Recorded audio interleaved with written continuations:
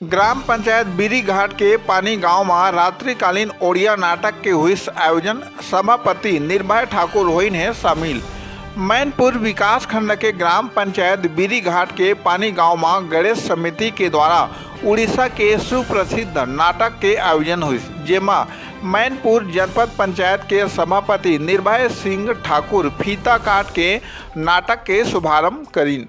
श्री बाल गणेश समिति के सदस्य मन सबो अतिथि पहुना मन के स्वागत बैच और तिलक लगा के आत्मीय स्वागत करीन। जनपद पंचायत मैनपुर के सभापति श्री निर्भय सिंह ठाकुर ग्राम पंचायत बीरी घाट के आश्रित गांव पानी गांव के दर्शक और कलाकार मन ला शु आशीर्वाद प्रदान करत क्षेत्रीय नवाखाई पर्व के बधाई और शुभकामना संदेश दिन है।